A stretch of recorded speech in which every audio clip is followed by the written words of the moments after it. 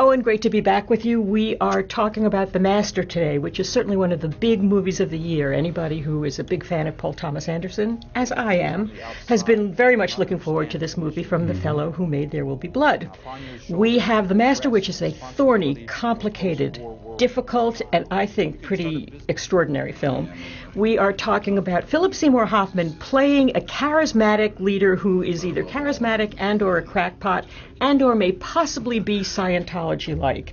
He is a leader of a cult, and everyone is drawn to him. And one of the people who is drawn to his line of self-inquiry is a fellow named Freddie Quell, who is played by Joaquin Phoenix. He is a damaged fellow who has come out of the war. He drinks too much. He really is a shell of a man. He's a mess. And the story is really about a master-disciple relationship. It is about how the two men work together, how they butt heads against one another. It's about the American quest after World War II.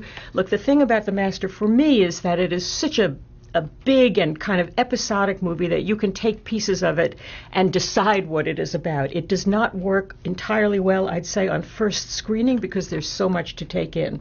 But scene for scene and element for element and certainly performance for performance, I think that this is one of the extraordinary bits of filmmaking for this year.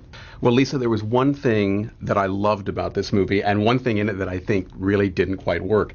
What I loved was its whole take on Scientology, or a religion very much like it, and the New Age self-help cults that kind of grew out of it. The key line of the movie is when Lancaster Dodd's son Lancaster Dodd, of course, being played by Philip Seymour Hoffman. That's right, the cult leader. His son says he's making it all up as he goes along. Yes. And he is. All these processes and systems and group rituals that we see are basically kind of improvised hooey.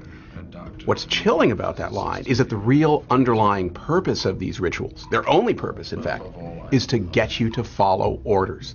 So what Lancaster Dodd is doing is, here in 1950, when the movie takes place, inventing a kind of personality fascism. And that is really a powerful and chilling perception on the movie's part that this is what was going on, and what's still going on in so many of these self-help religions that really kind of define a lot of our culture. Talk to me about the movie. Well, that's what I liked in the movie. What didn't work for me is that I don't think the movie invites you into a true identification with the Joaquin Phoenix character. And I think this is intentional. It's not a problem with Joaquin Phoenix's acting, which is very good. That's great. It's not because the character is a down-and-out drunk. There's been plenty of down-and-out characters we've identified with.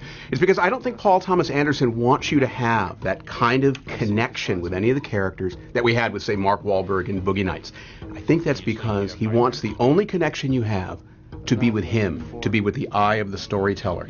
And I don't think that quite works. I don't think a movie can work like that. That is exactly what I think does work. Now, we're talking about an interesting fundamental difference, because what I like about this movie is it doesn't invite you in. It's not friendly. It doesn't allow you to identify. It leaves you to sort it out for yourself. I think that's very much a Paul Thomas Anderson approach to filmmaking in general and all of his storytelling. It was the same thing for There Will Be Blood, for Magnolia, for Boogie Nights. I think it followed through all of those things, and that is what makes the movie cool and yet gorgeous, because you get to dive in on your own. Well, I guess I would argue that he sort of evolved this detached, grandiose form of storytelling in There Will Be Blood. I don't think he used to do that. But listen, here's what I think doesn't work about it. For a while, it's fascinating. We look at Philip Seymour Hoffman's performance, and it's very powerful, and we wonder who this guy is.